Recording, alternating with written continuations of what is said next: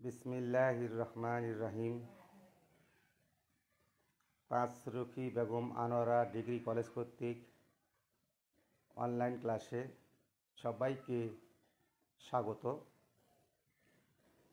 আজকের পাঠ উপস্থাপনায় আছি আমি মোহাম্মদ মিজানুর রহমান, প্রভাষক ব্যবস্থাপনা বিভাগ, পাঁচরুখি বেগম আনোয়ারা ডিগ্রি কলেজ। আর আজকে যে বিষয়ের উপর আলোচনা করা হবে, বিষয়ের শিরোনাম সমবায় সমিতি, ইংরেজিতে বলা হয় কোঅপারেটিভ সোসাইটি। তো কোঅপারেটিভ সোসাইটি বা সমবায় সমিতি কি? সমমনা সমশ্রেণীর কমপক্ষে 20 জন ব্যক্তি একত্রিত হয়ে যে প্রতিষ্ঠান গঠন ও পরিচালনা করে তাকে সমবায় সমিতি বলে। শিল্প বিপ্লবের পর ধনী দরিদ্রের একটা বৈষম্য সৃষ্টি হয়, কারণ যারা ধনী ছিল তারা বড় বড় কলকারখানা স্থাপন করে। এতে একসাথে ব্যবসার মাধ্যমে সম্পদ তাদের কাছে কুক্ষিগত হতে থাকে। এমত অবস্থায় সমাজের পিছিয়ে পড়া দরিদ্র শ্রেণীর লোকজন হতাশায় ভুগতে থাকে এবং তারা নানান চেষ্টার মাধ্যমে যে একটি সংগঠনের সৃষ্টি করেন, তাই হলো সমবায় সমিতি। সমবায় সমিতির মূল উদ্দেশ্য মুনাফা অর্জন নয়, সদস্যদের অর্থনৈতিক কল্যাণ সাধনই হলো সমবায় সমিতির মূল উদ্দেশ্য। হ্যাঁ প্রিয় শিক্ষার্থী, তোমরা আমার ক্লাসটি কেমন লাগছে, কোথায় বুঝতে পেরেছো, কোথায় পারছো না, তা কমেন্টের মাধ্যমে জানাও। আর তোমাদের অংশগ্রহণ আমার ক্লাসটি আরও প্রাণবন্ত করে তুলবে, তোমাদের সহযোগিতা চাই। তো আমরা যদি যে বিষয়টি নিয়ে আজকে আলোচনা করছি তা হলো সমবায় সমিতি। একতাই বল অথবা ঐক্যই শক্তি, ঐক্যই মুক্তি, এই ধরনের একটি এই ভিত্তির উপর সমবায় সমিতি কি হয়, গঠিত হয়। আমি বলছিলাম যে সমাজের পিছিয়ে পড়া অপেক্ষাকৃত দরিদ্র শ্রেণীর মানুষ তারা তাদের মুক্তির পথ হিসাবে এই সংগঠনটি তৈরি করে। আর বাংলাদেশে প্রচলিত 2001 সালের সমবায় সমিতি আইন এবং 2004 সালের উপবিধি দ্বারা এ ধরনের ব্যবসা প্রতিষ্ঠান কি হয়, গঠন করা হয় এবং পরিচালিত হয় ও নিয়ন্ত্রিত হয়। আমরা যদি এই সমবায় সমিতির বৈশিষ্ট্য নিয়ে আলোচনা করি, কোন কোন বৈশিষ্ট্য থাকলে একে আমরা সমবায় সমিতি বলবো, তাহলে আমাদের আলোচনা করতে হয় 1. গঠন প্রকৃতি। এটা কিভাবে গঠন করব? সমবায় সমিতি গঠন করতে কমপক্ষে 20 জন ব্যক্তিকে উদ্যোগ গ্রহণ করতে হয়। 20 জন ব্যক্তি, এরা কি হবে? এরা হবে সমশ্রেণীর সমমনা। অর্থাৎ উদাহরণস্বরূপ বলতে পারি, যেমন আমি শিক্ষক, তাহলে শিক্ষক শ্রেণীর ভিতর একটি সমবায় সমিতি হতে পারে, অথবা কৃষক শ্রেণী, একই শ্রেণী বা একই একটা সমমানা, চিন্তাধারাগুলো এক। তাহলে তাঁতিদের নিয়ে, যারা কাপড় বোনায় তাদেরকে বলে এই তাঁতি শ্রেণী, তাঁতের কাজ করে তাঁতি শ্রেণীর নিয়ে কি একটি সমবায় সমিতি গঠন হতে পারে। তারপরে দেখা গেছে শ্রমিক শ্রেণী, তাদের নিয়ে কী হতে পারে, সমিতি গঠিত হতে পারে। ডাক্তারদের সমিতি হতে পারে, উকিলদের শ্রেণী হতে পারে। তাহলে কি হতে পারে, সমমনা সমশ্রেণীর ব্যক্তিদের নিয়ে এই যে সমিতি গঠিত হয়, সেটি হলো সমবায় সমিতি। প্রিয় শিক্ষার্থী, আবারও স্মরণ করে দিচ্ছি আইনের কথা এবং উপবিধির কথা। সমবায় আইনটি হলো 2001 আর উপবিধিটি হলো 2004। সদস্য সংখ্যা তাহলে গঠন হয় এই যে 2001 এবং 2004 এই দ্বারা কী হয় গঠন হয় 2001-এর যে সমবায় আইনটি হলো সার্বজনীন, অর্থাৎ বাংলাদেশে যতগুলো সমবায় সমিতি আছে সকলকেই এই সমবায় আইন কি করতে হয়, মেনে চলতে হয়। আর সমবায় উপবিধি কি? উপবিধি হলো অভ্যন্তরীণ নিয়মকানুন, অর্থাৎ এক একটি সমবায় সমিতি কিভাবে পরিচালিত হবে তার যে বিশদ বর্ণনা থাকে এটি থাকে সমবায় উপবিধিতে। হ্যাঁ প্রিয় শিক্ষার্থী, আমরা ইতিপূর্বে যখন কোম্পানি পড়ছিলাম তখন আমরা বলছিলাম কোম্পানিতে দুটি দলিল থাকে, ঠিক তেমনি সমবায় সমিতির কয়টি দলিল? দুইটি দলিল। কোম্পানির দলিলের নাম ছিল স্মারকলিপি, পরিমল নিয়মাবলী। আর এখানে আমাদের সমবায় সমিতি যে দুটি দলিল, এই দুটি দলিলের একটির নাম হলো সমবায় আইন, আরেকটি হলো সমবায় উপবিধি। সদস্যদের প্রকৃতি 3 নম্বর বৈশিষ্ট্য, সদস্যদের প্রকৃতি। সদস্য কী জাতীয় হবে? আমি কিছুক্ষণ আগেই বলেছি যে সমশ্রেণীর সমমনা। সমশ্রেণী বলছিলাম যে আমি শিক্ষকদের নিয়ে একটি সমবায় সমিতি হতে পারে। শ্রেণী বলতে গেলে দেখা গেছে আসলে শ্রেণী বৈষম্য অনেক সময় ধর্মীয় শ্রেণী বৈষম্য থাকে, কিন্তু আসলে এটা ধর্মীয় শ্রেণী বৈষম্যের কথা বলা হয়নি, কিন্তু বলছে সমশ্রেণীর সমমনা। অর্থাৎ একটা শিক্ষক যেমন একটা শ্রেণী, কৃষক উৎপাদন করে, অপেক্ষাকৃত আসলে অপেক্ষাকৃত কৃষকরা কি তারা পিছিয়ে পড়া, সমাজের পিছিয়ে পড়া জনগোষ্ঠী বা দরিদ্র জনগোষ্ঠী বলতে গেলে, তারা যে একটা যদি কি করে, তারা যদি একটা সমিতি তৈরি করে, এটা কৃষক সমবায় সমিতি হবে। বা যারা উৎপাদন কাজ করছে, বিক্রয় কাজে জড়িত এই জাতীয় ব্যক্তি যদি সমবায় সমিতি করে, আমরা পরবর্তীতে সমবায় শ্রেণী নিয়ে আমরা আলোচনা করব, তখন এগুলো আরও বিস্তারিত বলবো। তো আসে মূলধন সংগ্রহ। তাহলে কি করতে হবে? এই যে সমবায় সমিতি কমপক্ষে 20 জন ব্যক্তি মিলে সমবায় সমিতি শুরু করলো, তারা কি করবে? একটা মূলধন সংগ্রহ করবে। হ্যাঁ, এটি সমবায় সমিতির কি বৈশিষ্ট্যের ভিতর পড়ে। কারণ এই যে নিজেদের ভিতরে একটা ঐক্য তৈরি করে একটা কিছু করতে হলে আসলে টাকা দরকার, টাকা ছাড়া কোনো কিছু সম্ভব নয়। তাই দেখা গেছে মূলধন কি? মূলধন ব্যবসা বাণিজ্য করতে যে টাকার দরকার লাগে তাকেই বলা হয় মূলধন। তাহলে এখানে মূলধন সংগ্রহ করতে হইতেছে। তারপরে শেয়ার ক্রয়। এই যে 20 জন সদস্য, তাদের সবাইকে কী করতে হয়? শেয়ার ক্রয় করতে হয়। শেয়ার কি তাহলে? শেয়ার মূলধনের ক্ষুদ্রতম একক, যার সমান ভাবে বিভক্ত, তাকে বলা হইতেছে শেয়ার। আমরা ইতিপূর্বে কোম্পানির শেয়ারের সময় আমরা এগুলো আলোচনা করছিলাম। তাহলে কোম্পানির সময় ছিল শেয়ার মালিকরা শেয়ার হোল্ডার। এখানে এই যে সমিতির সদস্যরা মেম্বার অফ কোঅপারেটিভ সোসাইটি, তারা কি হয়? এই যে শেয়ার হোল্ডার, তাদেরকে শেয়ার ক্রয় করতে হয়। এবং রয়েছে একটি বৈশিষ্ট্যের মধ্যে রয়েছে যে শেয়ার ক্রয়ের সীমা। আসলে তাহলে 20 জন সদস্য নিয়ে যে সমবায় সমিতি আমরা তৈরি করব, তাহলে একজন সদস্য সর্বোচ্চ কী পরিমাণ শেয়ার ক্রয় করতে পারে? এর একটা লিমিট দেওয়া আছে। যেমন 1/5 বেশি না, 1/5 বেশি শেয়ার একজন সদস্য ক্রয় করতে পারবে না। এই জন্যই সাধারণত কী করা যায়, অনেক সময় এই যে সমিতির নামে শেষে লিমিটেড বা সীমিত কথাটি লেখা থাকে। হ্যাঁ, লিমিটেডের বাইরেও সমাজ সমিতি হতে পারে। হ্যাঁ প্রিয় শিক্ষার্থী, আমরা মুনাফা বন্টন, এটি সমবায় সমিতির একটি অন্যতম গুরুত্বপূর্ণ ফ্যাক্টর। তো সমবায় সমিতি সম্পূর্ণ মুনাফা বন্টন করতে পারে না। সমবায় সমিতি কীভাবে মুনাফা বন্টন করে? সমবায় সমিতি যেই পরিমাণ মুনাফা হবে, সেই মুনাফা থেকে 15% সাধারণ সঞ্চিতি হিসাবে জমা রাখতে হয়, 3% উন্নয়ন তহবিলে জমা রাখতে হয়। এছাড়া এক ধরনের সমবায় সমিতি আছে যারা ঋণ দান প্রদান করে, ঋণ দান সমবায় সমিতি বলা হয়। আমরা যে শ্রেণী বিভাগে আমরা ওগুলো বিস্তারিত পড়ব। তো ঋণ দান সমবায় সমিতি যদি ওই যে ঋণ বলতে তো বোঝো যে আসলে এই সমিতির যে চাঁদা সংগ্রহ করে চাঁদার পরিমাণ আছে, এখান থেকে আবার কোনো সদস্যের কী হলো, টাকার দরকার হলো, তাকে ধার দেওয়া হলো বা ঋণ দেওয়া হলো। এছাড়া যদি সমিতির গঠনতন্ত্রে উল্লেখ থাকে, তাহলে আমরা সমিতির সদস্যদের বাইরেও আমরা কী করতে পারি? ব্যবসা বাণিজ্যের জন্য ঋণ দিতে পারি। তো ঋণ দানকারী যদি সমবায় সমিতি হয়, সেক্ষেত্রে আরও 10% কুঋণ সঞ্চিতি জমা রাখতে হয়। কুঋণ কি? প্রিয় শিক্ষার্থী, তোমরা হিসাব বিজ্ঞান বিষয়ে এগুলো আরও বিস্তারিত জেনে থাকবে। তারপরও এখানে আমি আমাদের ব্যবসা সংগঠন ব্যবস্থাপনা বিষয়গুলো নিয়ে আলোচিত হয়। তো কুঋণ, আসলে ঋণ আমরা যখন দেই, তো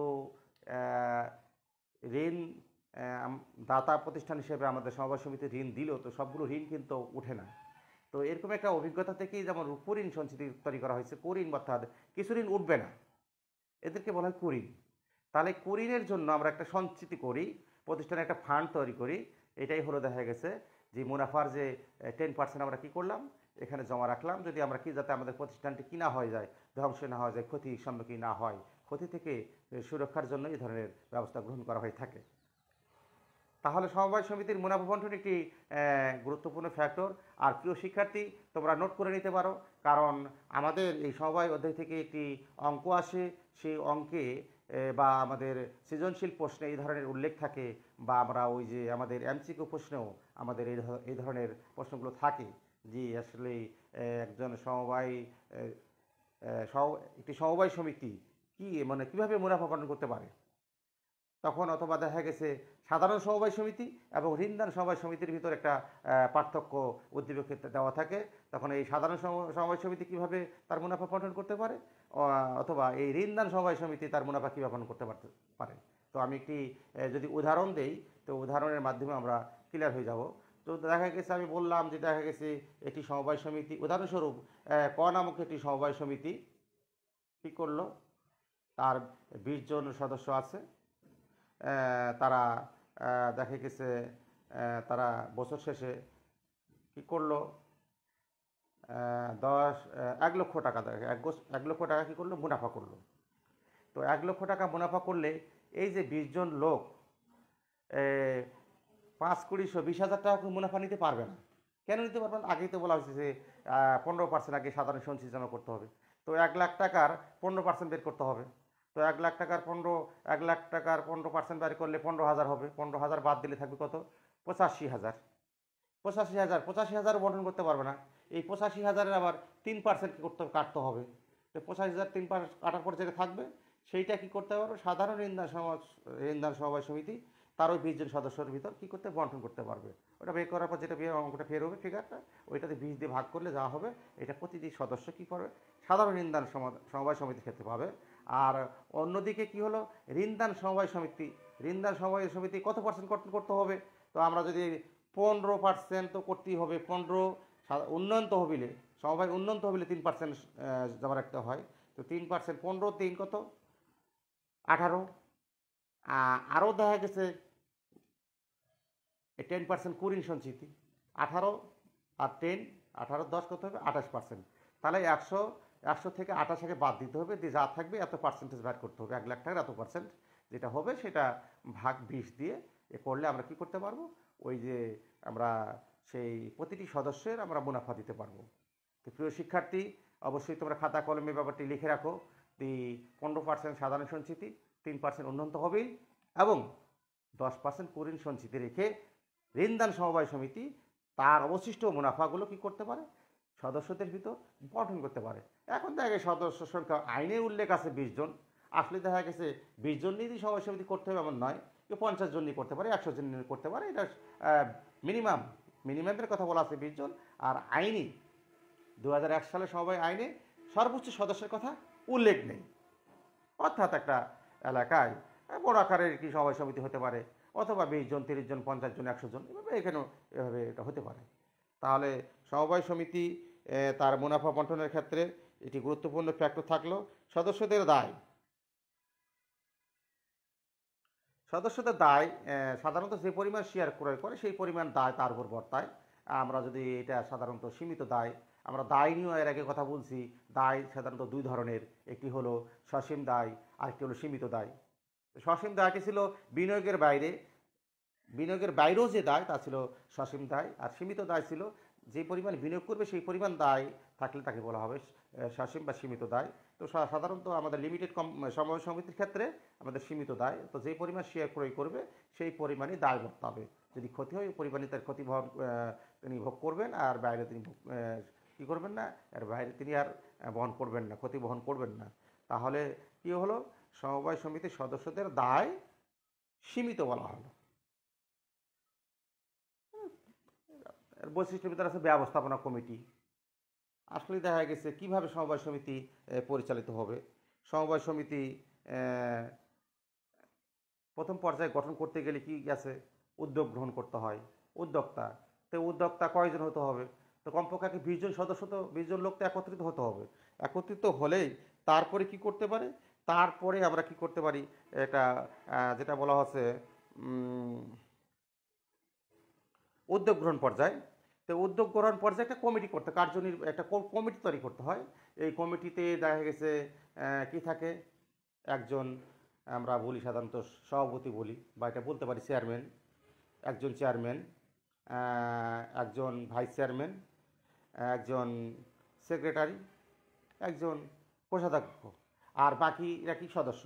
তাহলে এখানে বলা আছে যে কমপক্ষে, আইনে বলা আছে কমপক্ষে 6 জন আর সর্বোচ্চ 12 জন একটা নিয়ে আমরা কি করতে পারি, উদ্যোগ পর্যায়ে একটা কমিটি তৈরি করতে পারি, কমিটি তৈরি করি। তো এই কমিটি কি করে, কমিটির কাজই হলো যে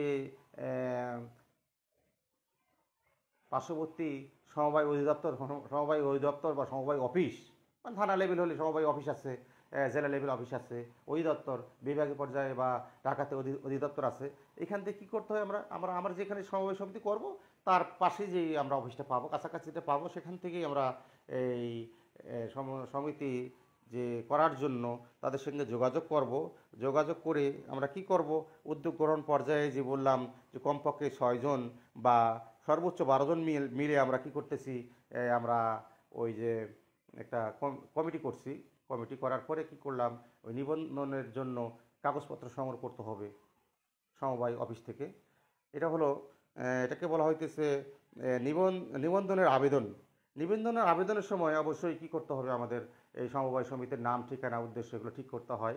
আর যে আমরা সমবায় সমিতির কাগজপত্র যেগুলো সরবরাহ করবে ওগুলো সম্পূর্ণ পূরণ করে, এবং যতজন সদস্য, কমপক্ষে যে 20 জন, এই 20 জন সদস্যের কি থাকতে হবে, তাদের নাম, ঠিকানা, স্বাক্ষর, এবং এদের হতে হবে প্রাপ্তবয়স্ক।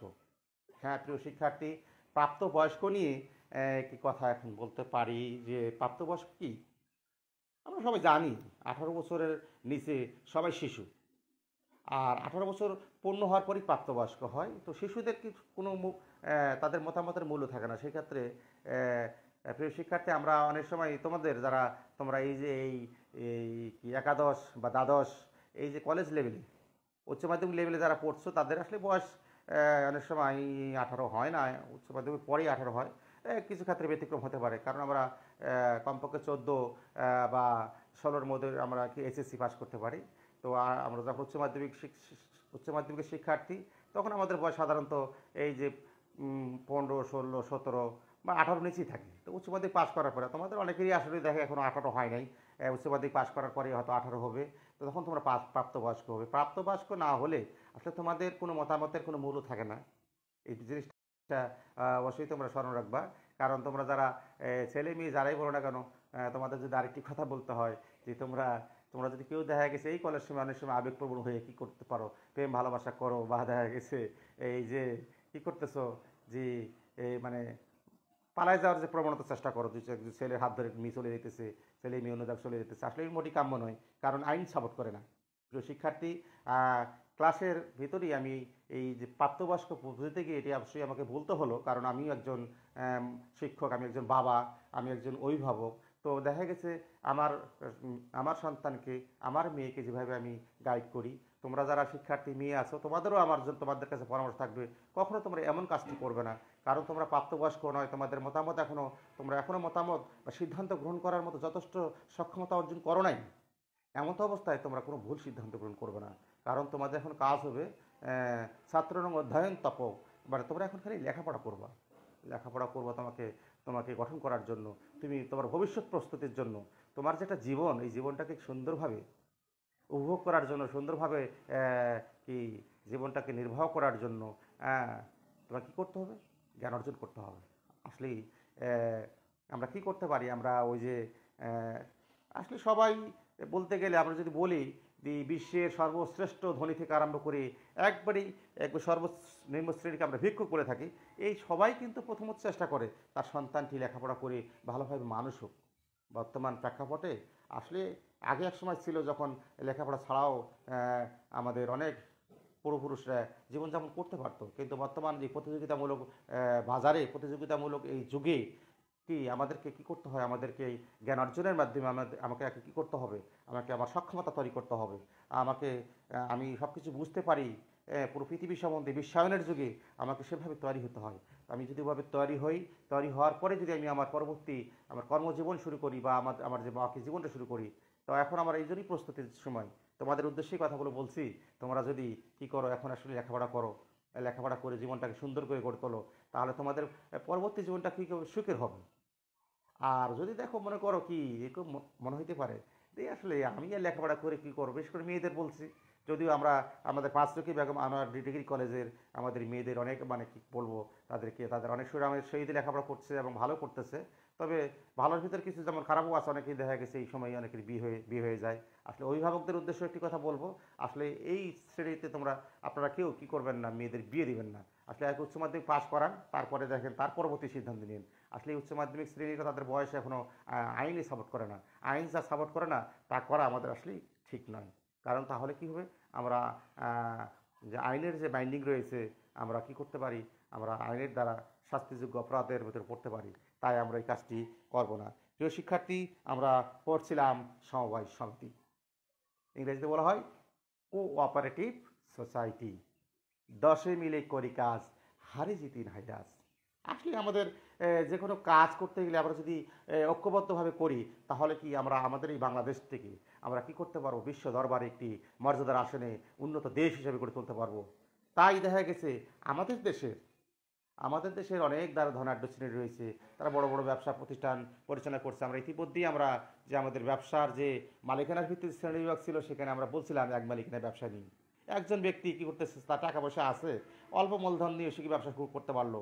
কিন্তু তারপরে দেখা গেছে এক মালিকানা থেকে অংশীদারি ব্যবসা যখন হলো, তখন কী হলো, যে এক মালিকানার ব্যবসার যে সীমাবদ্ধতা ছিল, একজন মালিক, অল্প মূলধন বা বিশেষজ্ঞ জ্ঞানের অভাব, এই জন্য দেখা গেছে অংশীদারি ব্যবসা শুরু হলো। এভাবে অংশীদারি ব্যবসা উদ্যোগ ঘটে যে দেখা গেছে কয়েকজন হলে কি বিশেষজ্ঞ জ্ঞান পাওয়া যেতে পারে, একটু এই পরিচালনার জন্য লোকজন বাড়লো, আবার দেখা গেছে কি এখানে এক্সপার্ট শ্রেণীর লোক আসতে পারে, মূলধন বেশি হতে পারে। এভাবে কিন্তু আসলে এক মালিকানার পরে চলে আসে অংশীদারি ব্যবসায়। অংশীদারি ব্যবসার সীমাবদ্ধতাগুলো কাটিয়ে ওঠার জন্য এই দেখা কী হলো, কোম্পানি তৈরি হলো। আবার কোম্পানি এই যে দেখা গেছে এটা বলা হচ্ছে 1750 থেকে 1850 শতকের দিকে কি হয়, ওই যে ইউরোপে যে একটা বিপ্লব ঘটে, এটি কি শিল্প বিপ্লব বলা হয়। এই শিল্প বিপ্লবের আগে কিন্তু কি হতো, উৎপাদন কিন্তু ছিল একটা এই যে প্রতিটা পরিবারে সীমিত পরিমাণে উৎপাদন হতো, পারিবারিক উৎপাদন বা বলা ছোটো ছোটো ফ্যাক্টরিতে এগুলো কী করতো, উৎপাদন কার্যগুলো চলতো। কিন্তু এই যে শিল্প বিপ্লবের পরে একটি মানে বৃহৎ আকারের উৎপাদন যে কোম্পানি যাত্রা শুরু হলো। আর সর্বপ্রথম যে কোম্পানি পাস ব্রিটিশ পার্লামেন্টে, এটা ছিল কত, 1844 সালে। তারপরে কিন্তু আসলে বৃহৎ আকারের যে উৎপাদন কোম্পানি শুরু করে। তাহলে বৃহৎ আকারের উৎপাদন শুরু করলো কারা, কোম্পানি ধনী শ্রেণীর লোকেরা করতে পারে, বা তাদের বেশি টাকা পয়সা রয়েছে। কিন্তু আমাদের এই সমাজে পিছিয়ে পড়া লোকজন কী করবে, এই যে তারা কি করবে তারা শোষণের শিকার, এই শোষণের শিকার, এই যে এখান থেকে বেরিয়ে আসার জন্য কি আসলে এই সমবায় সমিতির উদ্ভব ঘটে।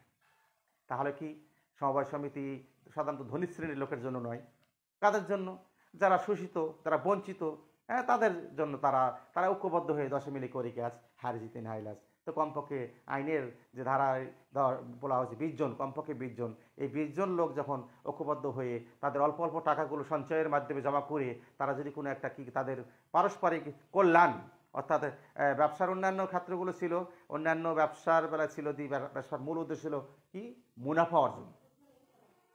কিন্তু এখানে কিন্তু সমবায় সমিতির ক্ষেত্রে কিন্তু কি মূল উদ্দেশ্য মুনাফা অর্জন নয়। তাহলে উদ্দেশ্য, প্রতিটি কাজেরই একটা উদ্দেশ্য থাকে, উদ্দেশ্য ছাড়া কোনো কিছু সম্পাদিত হতে পারে না। ঠিক তেমনি আমাদের এই সমবায় সমিতির ক্ষেত্রে কি হলো, এই মুনাফা অর্জনই মূল উদ্দেশ্য নয়। মূল উদ্দেশ্য হলো যে এই যে কজন সদস্য, কমপক্ষে 20 জনই থাকুক বা আরও বেশি হোক, তাদের পারস্পরিক অর্থনৈতিক কল্যাণ, তারা একটু ভালো থাকতে চায়, তারা একটু তাদের জীবন জীবিকা ভালোভাবে নির্বাহ করতে চায়। এই তাদের একটা ঐক্যবদ্ধ প্রচেষ্টা। এই ঐক্যবদ্ধ প্রচেষ্টায় ঐক্যই শক্তি, ঐক্যই মুক্তি। এই যে তারা দেখা গেছে ঐক্য হলো, তো দেখা গেছে এখান থেকে এই শিক্ষাটা নিয়ে যদি আমরা আমাদের পারিবারিক জীবনে আমরা এটা ইমপ্লিমেন্ট করতে পারি, পারিবারিক জীবনে বলতে দেখা গেছে আমাদের আমাদের যে পরিবারে যে কজন সদস্য থাকে আমরা যদি সবাই একটা ঐক্য থাকি তাহলে পরিবারটা কি হতে পারে, উন্নত হতে পারে, পরিবারটা আরও সমৃদ্ধশালী হতে পারে, আরও পরিবারে কী করতে সফলতার মুখ দেখতে পারে। আসলে পরিবার যখন ভেঙে যায় তখন কি হয়, খণ্ডিত হয়ে গেলে কিন্তু আসলে ওভাবে আর সফলতা আসে না। যদিও আমাদের দেশে এই ধরনের প্রবণতা লক্ষণীয়, পরিবারগুলো ভেঙে ছোটো ছোটো হয়ে যাচ্ছে, আসলে এটি কাম্য নয়। ঐক্যই শক্তি ছিল। যদি আমরা আমাদের পরিবারগুলো না ভাঙতো তাহলে আমরা কিন্তু আরও কী করতে পারতাম, আরও আমাদের উন্নতির অগ্রগতি হতো, আরও আমরা এগিয়ে যেতে পারতাম। যা হোক, তো আমরা যদি আমাদের এটা রাষ্ট্রীয় ক্ষেত্রে, আমরা যদি রাষ্ট্রীয় ক্ষেত্রে, আঞ্চলিক ক্ষেত্রে এটা আমরা এই শিক্ষাটা প্রবর্তন করতে পারি, বা আমরা যদি মানতে পারি, ইমপ্লিমেন্ট করতে পারি, যে আমরা একটা অঞ্চলের, একটা গ্রামের কথা বললাম, একটা গ্রামের সবাই যদি ঐক্যবদ্ধ থাকে, গ্রামের ভিতর যদি কোনো ঝগড়া বিবাদ না থাকে, ঐক্যবদ্ধ একটা প্রচেষ্টার মাধ্যমে গ্রামটি উন্নয়ন সাধিত হতে পারে। আমরা উদাহরণস্বরূপ আমরা 5 রকি বেগম আনোয়ারা ডিগ্রি কলেজ, এখানে আমরা সকল শিক্ষকদের ভিতরে রয়েছে একটা ঐক্য। এই ঐক্যের মাধ্যমে আমরা এই কলেজটিকে কী করতে পারি, আমরা কলেজটিকে একটা একটা ভালো মান্যটি নিয়ে যেতে পারি, উচ্চতর অবস্থায় নিয়ে যেতে পারি, যে বাংলাদেশের মধ্যে এই 5 রকি বেগম আনোয়ারা ডিগ্রি কলেজকে আমরা একটি শ্রেষ্ঠ কলেজ বানাতে পারি। তাই আমাদের শিক্ষকদের ভিতরে আমাদের যেমন একটা ঐক্য রয়েছে, আমাদের শিক্ষাতে তোমরা পড়ছো, তোমরা যারা লেখাপড়া করছো, তোমাদের ভিতরে একটি ঐক্য থাকা দরকার।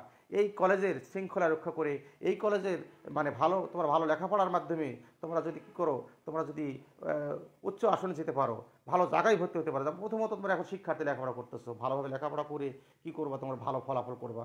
যদি ভালো ফলাফল করতে পারো তাহলে তোমরা কী করবা, ভালো ফলাফল শুধু করলেই তোমরা সফল নয়, তোমাদেরকে সফল হতে হলে কী করতে হবে, তোমাদেরকে ওই যে ভালো ইউনিভার্সিটিতে ভর্তি হতে হবে, পাবলিক ইউনিভার্সিটিতে ভর্তি হতে হবে। তাই আমার এখনই থেকেই তোমাদের প্রতি একটা উপদেশ থাকবে, তোমরা যারা, আমি সাধারণত ক্লাসটি দ্বিতীয় বর্ষের জন্য, তাহলে তোমাদের অলরেডি দেখা গেছে খুব কাছাকাছি তোমরা চলে আসছো, আমাদের এই উচ্চ মাধ্যমিকের শেষ প্রান্তের দিকে আসো তোমরা তাহলে তোমাদের কাজ হবে যেমন আমাদের এই যে আমাদের অনলাইন ক্লাসগুলো ঠিকভাবে দেখা, ভালোভাবে পড়া, বাসায়ও তোমাদের কি একটা টাইম ম্যানেজমেন্ট করা। তোমরা কিভাবে সময়গুলো পার করছো, তোমরা কি আসলে সময়ের যথাযথ ব্যবহার করতে পারতেছো? সময়ের সদ্ব্যবহারের মাধ্যমেই তোমরা তোমাদের কাঙ্ক্ষিত লক্ষ্যে পৌঁছতে পারো।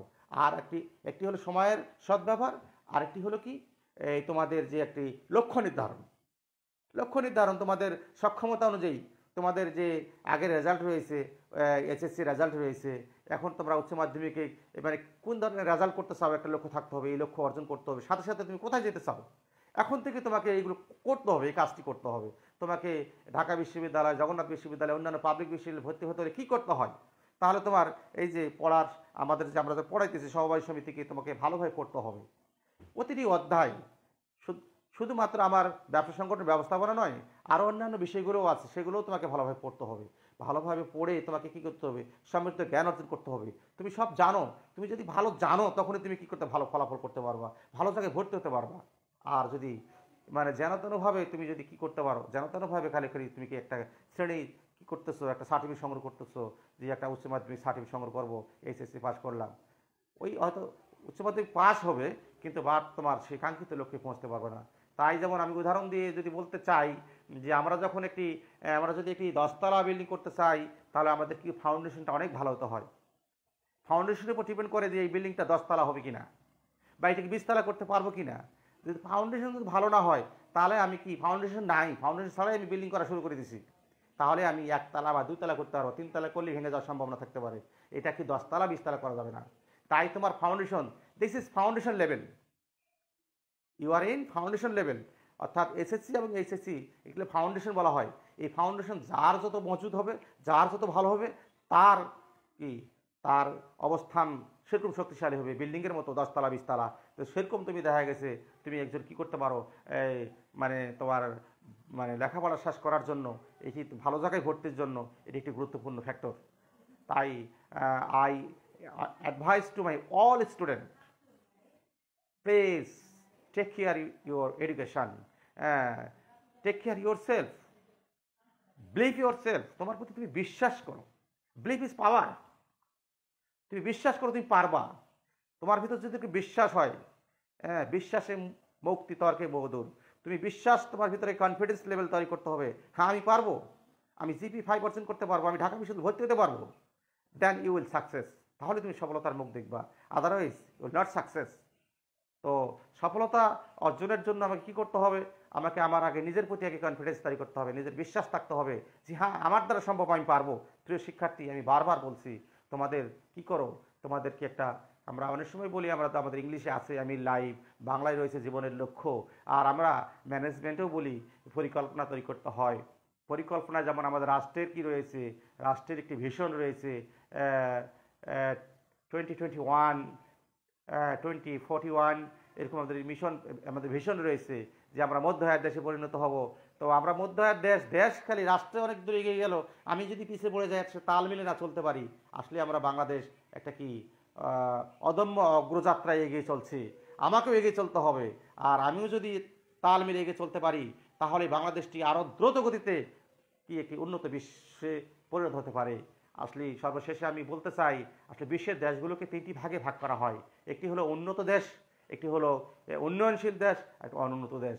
আচ্ছা, অনুন্নত দেশ এখন আফ্রিকার বা অনেকগুলো দেশ রয়েছে যারা এখন পর্যন্ত ঠিকমতো খেতে পারতেছে না। তোমরা ফেসবুকের সুবাদে দেখো যে মানে তাদের কি হাড় দেখা যেতেছে, শরীরের কি হাড়গুলো দেখা যায় ছবি তোলে, তো মানে কি এখনও অভুক্ত বা তাদের পর্যাপ্ত পুষ্টি নাই, অপুষ্টিতে ভুগছে। অর্থাৎ পর্যাপ্ত যখন খাই পরে ঠিকমতো জীবনযাপন করতে পারতেছে না, এটা অনুন্নত দেশ। আর আমরা বাংলাদেশ আসলে একটি উন্নয়নশীল দেশ। আমরা কি খুব ক্রমবর্ধমান, আমরা উপরের দিকে এগিয়ে যাচ্ছি। উন্নত বিশ্বকে ধরার জন্য আমাদের লক্ষ্য আছে, উন্নত বিশ্বকে ধরবো, আমরা উন্নত বিশ্ব হব। এবং ওই যে বিশ্বে কে রয়েছে, যারা আমেরিকা রয়েছে, ইউরোপ আমেরিকা, ওদের মতো আমরা হব। তাহলে ওদের মতো আমাদের হতে হলে কি করতে হবে, যে জাতি যত শিক্ষিত সে জাতি তত উন্নত। তাই প্রিয় শিক্ষার্থী, তোমরা অনেক, আমার ছাত্রদের জন্য আমার অ্যাডভাইস থাকবে, তোমরা এখনই যারা যারা ব্যবসা করো, আসলেই ব্যবসা করো, ঠিক আছে, উদ্যোক্তা খারাপ না, কারণ কর্ম লেখাপড়া শেষে চাকরি নাও হইতে পারে, তোমাদের ভালো, কিন্তু তার অর্থ এই নয় তুমি লেখাপড়া ছেড়ে শুধু ব্যবসার দিকে মনোযোগ দিচ্ছ। তুমি আসলে পড়লে করো, কিন্তু তুমি লেখাপড়াটা চালিয়ে যাও। কারণ এই যে কথায়, যেই দেশ যত শিক্ষিত সেই দেশ তত উন্নত। আর এভাবেই দেখা গেছে, আমরা যদি সবাই কি করতে পারি, আমাদেরকে দক্ষ করে তুলতে পারি। আগে প্রথমত শিক্ষার সাথে প্রশিক্ষণ করে নিয়ে আমরা কীভাবে দক্ষতা অর্জন করব। আর এই দক্ষতা অর্জনের মাধ্যমে আমরা বাংলাদেশকে কী করবো, একটা উচ্চতর স্তরে উন্নত বাংলাদেশ তৈরি করব। এই যে বিশ্বের যে দেশের যে তিনটা ক্যাটাগরি যে উন্নত দেশ আছে, আমরা উন্নত দেশ, তখন আমরা কি করব, আমরা অনেক ভালোভাবে জীবনযাপন করতে পারবো। আমাদের যে সমস্যাগুলো আছে, সমস্যাগুলো মিটিয়ে যাবে। হ্যাঁ, তো দেখা গেছে তোমাদের জন্য আজকে আমরা যে সমবায় সমিতি নিয়ে আলোচনা করলাম, সাথে কিছু আরও আলোচনা করলাম। আমরা পরবর্তী ক্লাসে সমবায় সমিতির আরও যে বাকি রয়েছে সেগুলো আমরা নিয়ে আলোচনা করব। তাহলে তোমরা সবাই ভালো থাকো, সুস্থ থাকো, আর কি সামাজিক দূরত্ব বজায় রেখে চলো। শীতকাল আসতেছে, শীত ভাব, এমত অবস্থায় আমাদেরকে একটু সচেতন হতে হবে, সতর্ক থাকতে হবে। পারলে গায়ে একটু রোদ লাগাও, ভিটামিন সি বেশি খাও, ভিটামিন এবং ব্যালেন্স ফুড খাও, ভালো ভালো খাবার খেয়ে নিজেকে কী করো, তোমার রোগ প্রতিরোধ ক্ষমতা বাড়াও, যাতে আমাদের যে বর্তমান যে মহামারী চলছে সেটাকে তার যারা যেন আমি আক্রান্ত না হই। তাহলে তোমরা সব মাস্ক পরিধান করো, যেখানে অনেকগুলো লোকের সমাগম ঘটে সেখানে আসলে মাস্ক ছাড়া যাওয়া উচিত নয়। যদিও আমাদের এই কালচারটি আছে, আমরা মাস্ক পরতে চাই না, কিন্তু আসলে নিজের সুরক্ষার জন্যই মাস্ক পরা উচিত। তোমরা ভালো থাকো, সুস্থ থাকো, আমার জন্য তোমরা দোয়া করবা, তোমাদের জন্য রইল শুভকামনা। ধন্যবাদ সবাইকে।